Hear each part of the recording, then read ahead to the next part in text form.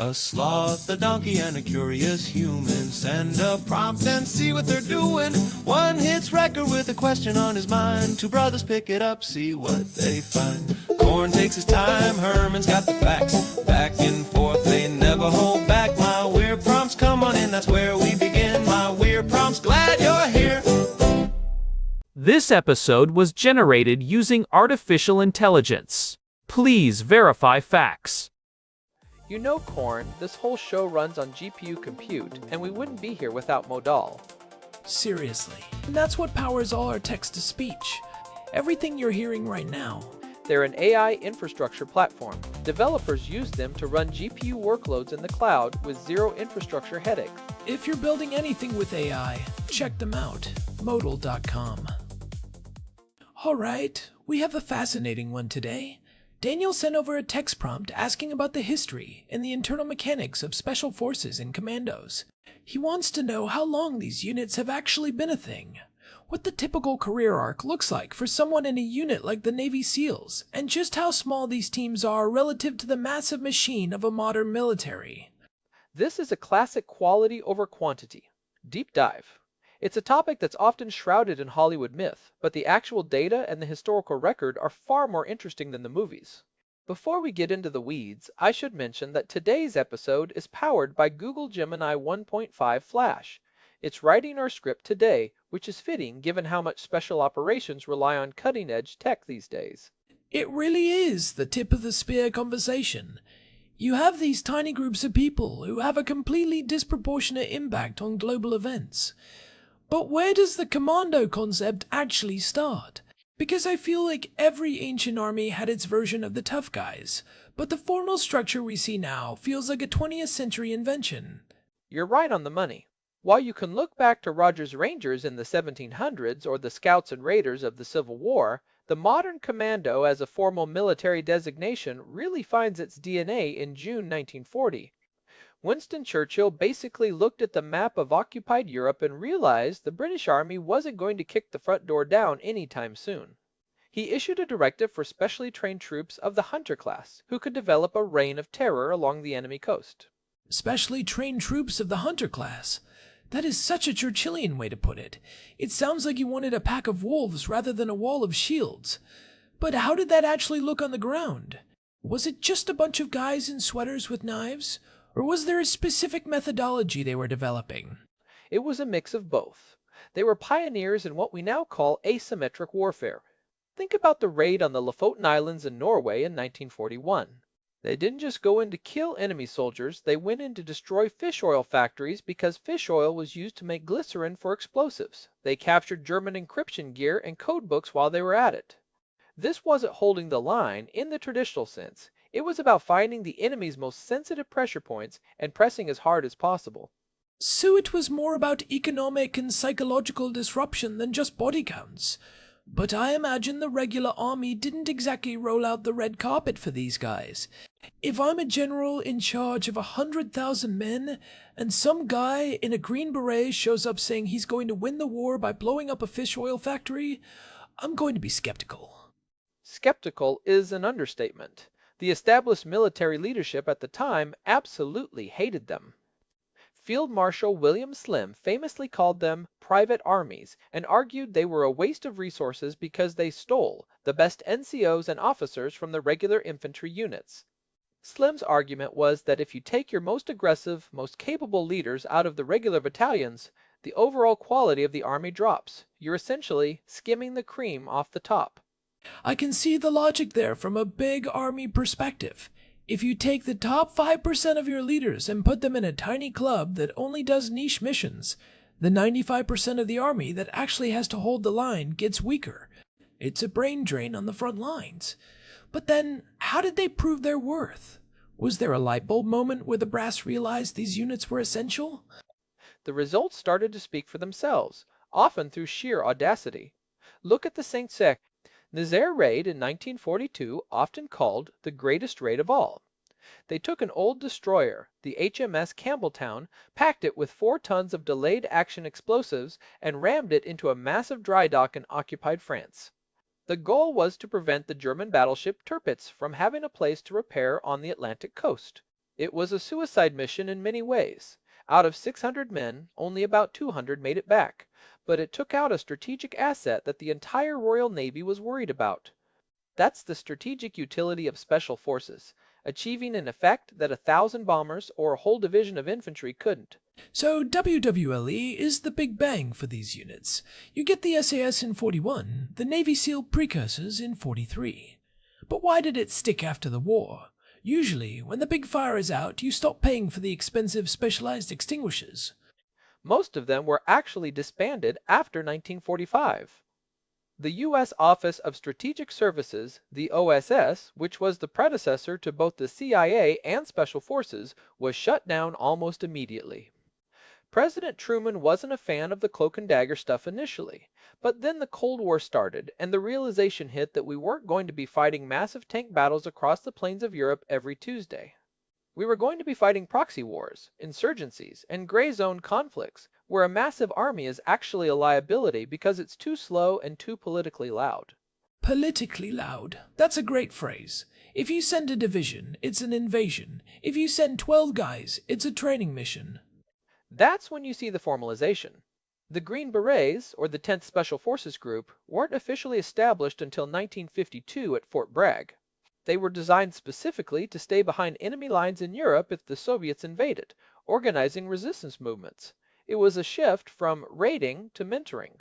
And that brings up an important distinction Daniel asked about. Is there a technical difference between a commando and special forces, or is it just branding? In modern parlance, Special Operations Forces, or SOF, is the umbrella. In the U.S. system, Special Forces specifically refers to the Army Green Berets. Their primary mission isn't just kicking doors, it's unconventional warfare, training local populations to fight. Commandos, or raiders, usually refers to direct action units like the Rangers, the Marine Raiders, or the British Royal Marine Commandos. The difference is the mission set. Are you there to teach a village how to defend itself, or are you there to blow up a bridge? But how does that work in practice? If a Green Beret team is in a village, are they just acting as teachers, or are they still expected to be the best shooters in the room? They have to be both. To be a teacher in that environment, you need street cred. You can't tell a local militia how to set an ambush if you don't look like you've survived 100 of them. The Green Beret A-Team is a 12-man unit where every single person is a specialist. One guy is the medic, one is the weapons expert, one is the communications guy, but they are all cross-trained. It's a very flat hierarchy because when you're 12 guys in the middle of a jungle, you can't afford a boss who doesn't know how to fix a radio or treat a gunshot wound. Okay, let's talk about the people inside these units. Daniel's curious about the career length. You always hear about the brutal training, that 80% attrition rate for Navy SEALs in Butters training. But once you're in, how long do people actually stay? It feels like the kind of job that would turn your knees into dust by age 30.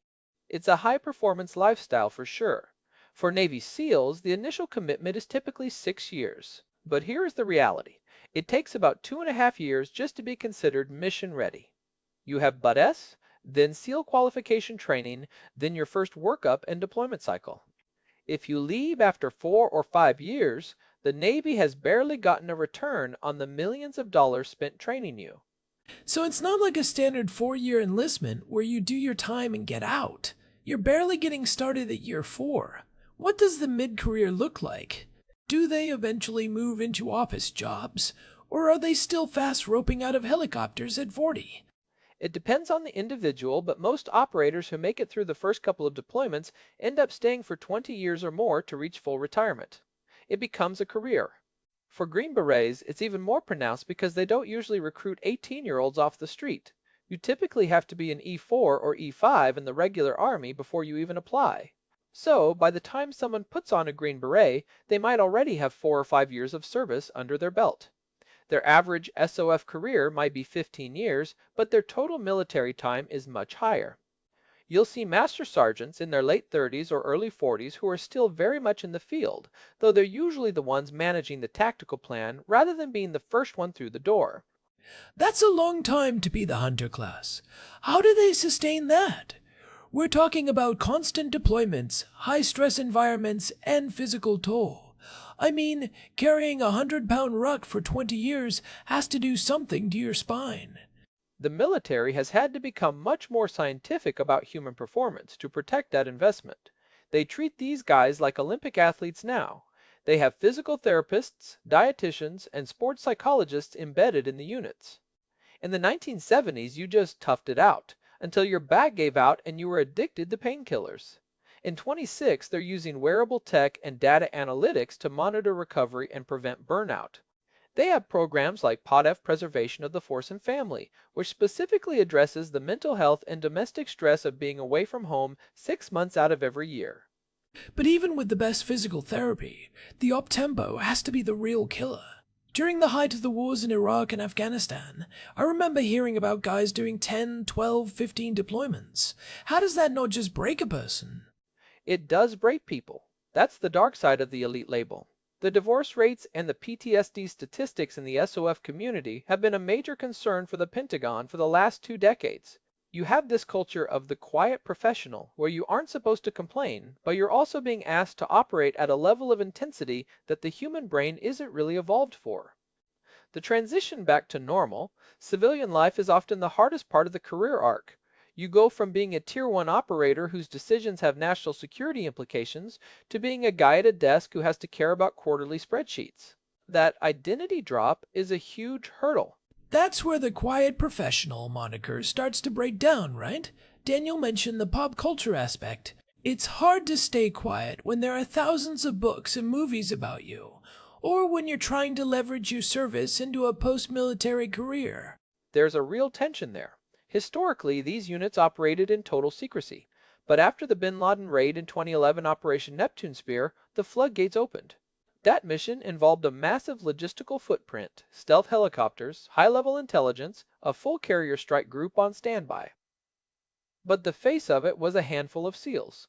Since then, the brand has become so valuable for recruiting and public relations that the quiet part has become optional for some. You see a lot of tactical influencers now, which is a source of huge controversy within the community.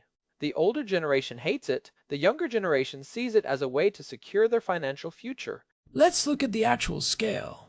This is the part of Daniel's prompt that always trips me out. We talk about these units as if they are the entire military, but they're statistically tiny. What are the actual numbers? This is one of the SOF truths managed by USSOCOM, the U.S. Special Operations Command.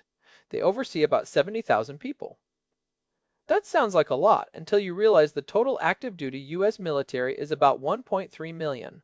So, SOF is roughly 5% of the total force, and that 70,000 isn't all operators. That includes the pilots of the 60th Special Operations Aviation Regiment, the mechanics, the intelligence analysts, the logistics experts, and the administrative staff. So the people actually on target, the ones in the grass with the night vision, is an even smaller fraction. If you stripped away all the support staff, what are we left with? Way smaller. There are only about 2,500 to 3,000 active duty Navy SEALs in total. That's it. For a country of 330 million people, you have 3,000 SEALs. There are about 7,000 Green Berets. If you look at Delta Force, the estimates are that there are fewer than 500 actual operators in the unit. It's a rounding error in the federal budget, but they are currently deployed in over 80 countries. That ratio is insane. 5% of the force doing what feels like 50% of the high-stakes work. It reminds me of that myth of military mass we've talked about before. The idea that in the 21st century, 100 highly specialized people with the right tech are worth more than 10,000 average soldiers. But does that create a dependency? Like, does the big army forget how to do the hard stuff? Because they just call the special guys every time things get difficult? That is a very real concern known as SOF misuse. Because these units are so capable and so responsive, policymakers are tempted to use them for everything. It's the when all you have is a hammer, every problem looks like a nail syndrome. If you use a Tier 1 unit to do a routine patrol just because they're the best, you're wasting a strategic asset on a tactical task. You're also wearing out your most expensive hardware, the humans. It's like a high-performance engine. A Ferrari engine is amazing, but it only works if you have the specialized fuel, the specific oil, and the expert mechanics. You can't just put it in a tractor and expect it to win a race. And that's why the SOF truths are so central to how they operate. Truth number one is humans are more important than hardware. You can buy 1,000 night vision goggles tomorrow, but you can't buy a seasoned operator. It takes a decade to grow one. Truth number 4 is my favorite. Competent special operations forces cannot be created after emergencies occur. You can't decide you need specialized hostage rescuers after the embassy is taken. You have to have been training them for years before the crisis even exists. Which explains why the budget stays high, even when we aren't in a major war. You're paying for the readiness of a capability you hope you never have to use in full. It's an insurance policy. And you're paying for foreign internal defense, which is a huge part of what these units do now. Most people think of special forces as direct action, raiding compounds. But a huge chunk of their time is spent in places like Africa, South America, or Southeast Asia training local militaries. It's preventative maintenance for global security. If you can train a local battalion to handle an insurgency, you don't have to send a U.S. division later. It's about building partnerships so that the local forces become the front door and we stay in the background. It's a strategic investment. But let's look at the Hell Week aspect again. If 80% of people fail the training, is that a failure of the recruitment process? Are they looking for the wrong things, or is that high bar the only reason the unit works? It's the filter. The training isn't just about physical strength, it's about psychological resilience. They are looking for the person who won't quit when they are cold, wet, sleep deprived, and everything is going wrong. There's a famous saying in the SEAL teams, the only easy day was yesterday. They are testing for a specific type of cognitive flexibility. In a small team, one person breaking can get everyone killed. Conventional units have more redundancy. If one guy in a company of 100 loses his nerve, the other 99 can compensate. In a 4-man team, that's 25% of your combat power gone. I've always wondered about the team chemistry part of that. In a 4-man or 12-man team, you must know each other's breathing patterns at that point. How do they handle it when a new person joins such a tight-knit group? It's a long onboarding process. Even after you finish the formal school, you are a new guy or a probationary member for a long time. You have to earn the trust of the veterans through performance, not just the patch on your shoulder. They use peer evaluations where the team members rate each other. If the team doesn't trust you, it doesn't matter how high your test scores were, you're out. It's the ultimate meritocracy. That makes total sense. So, taking everything we've talked about, the history from Churchill, the long career arcs, the tiny statistical footprint, what's the actual takeaway for someone who isn't in the military? How does this apply to, say, a tech lead or a project manager? I think the most applicable model is the OOD loop: observe, orient, decide, act. It was developed by Colonel John Boyd, and it's a foundational concept in special operations. The idea is that the person who can cycle through those 4 stages the fastest wins. In a complex, fast-moving environment, whether that's a battlefield or a software launch, you don't need the perfect plan. You need the most agile plan. Special Forces units are designed to be flat organizations where the guy on the ground has the authority to make decisions because he has the best information. Decentralized command. We see that in high-growth startups all the time. You can't wait for headquarters to approve every move when the market is shifting under your feet. But how do you maintain control? If everyone is making their own decisions, how do you keep them aligned with the overall goal? That's where commander's intent comes in. The leader doesn't give a step-by-step instruction list. They say, the goal is to take out this radio tower so the enemy can't call for reinforcements. How you get there and what tools you use is up to you. As long as the team understands the why, they can adapt the how to the reality on the ground. It requires a massive amount of trust, which goes back to why the training is so long and the units are so small. You can't have that level of trust with 10,000 people. Precisely. The SOF mindset is about precision and adaptability over brute force. It's about recognizing that quality is better than quantity. If you have a small, highly aligned team that trusts each other implicitly, you can move faster and achieve more than a massive bureaucratic organization. But you have to be willing to invest in the human over the hardware. And you have to be willing to accept that special doesn't mean superhero. It means specialized. These guys are human beings who get tired, get hurt, and make mistakes. The special part is the system they've built to minimize those mistakes and maximize the impact when they get it right. It's a powerful lesson. It also makes me wonder about the future. As we get into 26 and beyond, with autonomous drones and AI-driven intelligence, does the human operator become less important? Or does the human become even more critical as the manager of all that tech? That is the trillion-dollar question. My take is that as the battlefield becomes more automated, the human in the loop actually needs to be more specialized, not less. You need someone with the ethical judgment and the tactical intuition to know when the AI is wrong or when a situation requires a human touch that an algorithm can't replicate. The hunter class might trade their rifles for tablets in some scenarios. We're already seeing cyber commandos, but the requirement for that specific type of resilient, adaptive person isn't going anywhere. It's the ultimate paradox. The more high-tech we get, the more we rely on these ancient human traits of grit and intuition. Even if you have a drone that can see through walls, you still need a human to decide if the person behind that wall is a threat or a civilian. That weight of responsibility is what really defines these units. It's about the burden of choice in high-consequence environments. Daniel, thanks for the prompt. This was a great way to look at the hidden side of military history and how it's evolving in real time. It really is a history of adapting to the impossible. If you're interested in more of this, we've touched on related themes in the past, like our breakdown of the U.S. combatant commands or that look at the myth of military mass we mentioned earlier. It all paints a picture of a world that is much more organized and much more fragile than it looks on the surface. And if you want to see the commando lineage in action, look at how modern emergency response teams or even high-stakes surgical teams are modeled.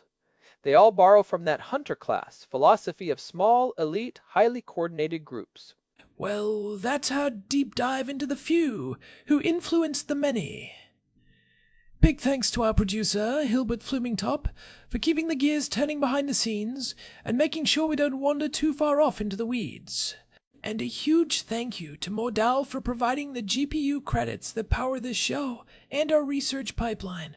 This has been My Weird Prompts. If you enjoyed this exploration of special operations and military history, take a second to leave us a review on Apple Podcasts or Spotify. It really helps other curious minds find the show and keeps us in the algorithm's good graces.